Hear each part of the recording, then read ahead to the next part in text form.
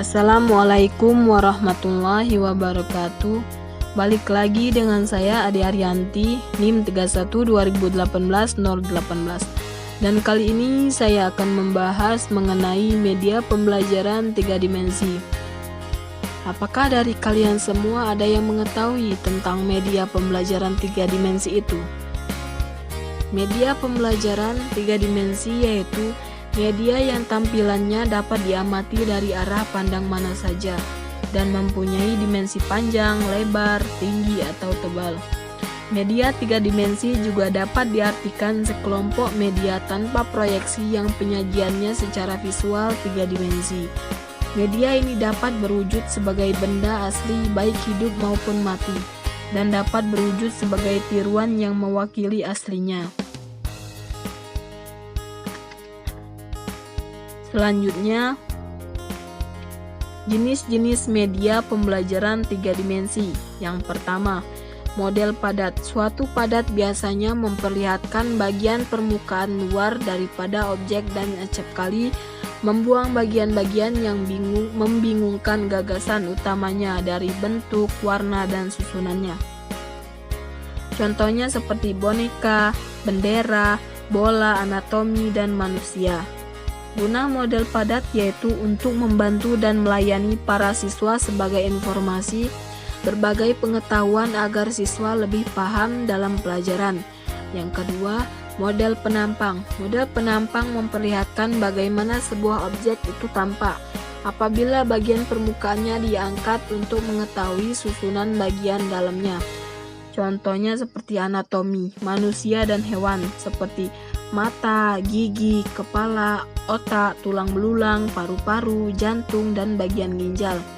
Model ini berguna untuk mata pelajaran biologi karena berfungsi untuk mengganti objek yang sesungguhnya. Yang ketiga, model susun. Model susun terdiri dari beberapa bagian objek yang lengkap atau setidaknya suatu bagian penting dari objek itu. Contohnya anatomi manusia dan binatang seperti mata, telinga, jantung, tengkorak, dan otak.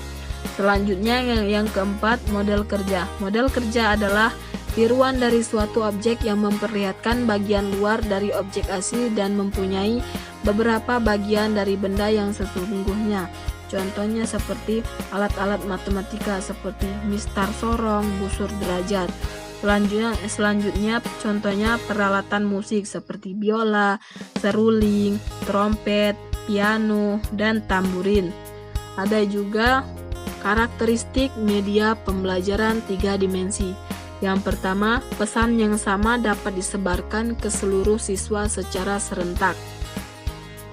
Yang kedua, penyajiannya berada dalam kontrol guru. Yang ketiga, cara penyampaiannya mudah. Yang keempat, dapat mengatasi keterbatasan ruang, waktu, dan indera. Yang kelima, menyajikan objek-objek secara diam. Yang keenam, terkadang dalam penyajiannya memerlukan ruangan gelap. Yang ketujuh, lebih mahal dan dari kelompok media. Yang kedelapan, sesuai untuk mengajarkan keterampilan tentu. Yang kesembilan, sesuai untuk belajar kelompok atau individual. Yang ke-10, praktis digunakan untuk semua ukuran ruangan kelas dan mampu menyajikan teori dan praktik secara terpadu. Selanjutnya, kelebihan media pembelajaran 3 dimensi.